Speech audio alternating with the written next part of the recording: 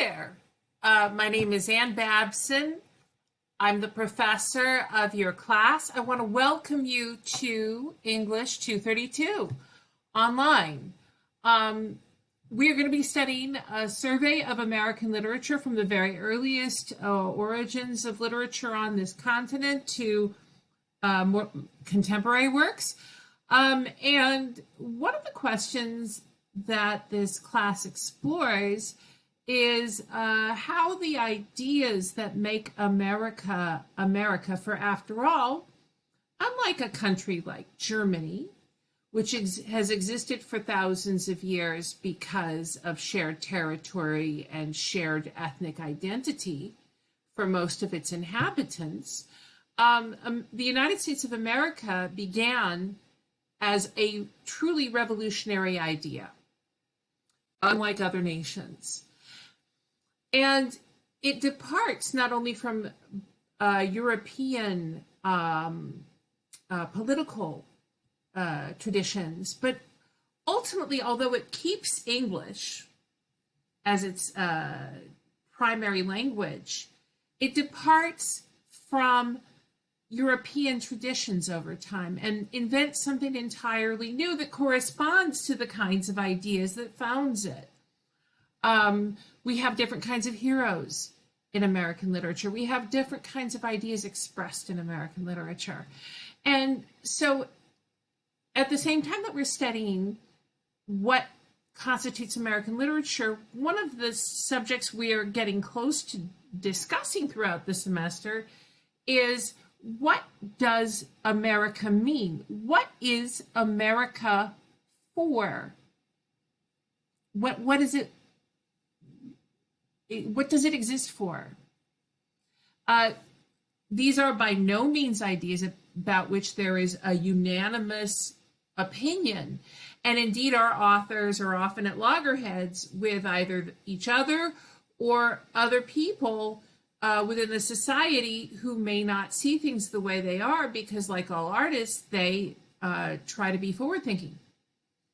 I think that one of the most interesting things about American literature is its relationship to its people not being one of lording itself over us, but embracing increasingly and in different ways our vernacular, meaning the way that ordinary people talk. It's one of the reasons why I am so interested in this topic, and indeed I am. I am one of the poetry editors for a contemporary Southern literary journal, and I have a career as a poet. I have 3 books that have been published and a 4th one on the way about our season of pandemic. It's called The Bunker Book. That's the new one. The first book, called The White Trash Pantheon, won a prize. And I care about this topic passionately. And even if you don't love literature classes, I think you're going to find places where you recognize something that tells you the story of who you are, how you got here, and maybe even, to a certain extent, what you might choose to be here for. And I think that's worth all the time in the world. Welcome to American literature. It's one of the most exciting subjects this university teaches. And I think you will do well. A few things more. Number 1, go get your textbooks. We are reading an anthology, a 2-volume Heath Anthology of American Literature. This is available for rental in the bookstore. You want to rent sooner rather than later because we get started right away in it.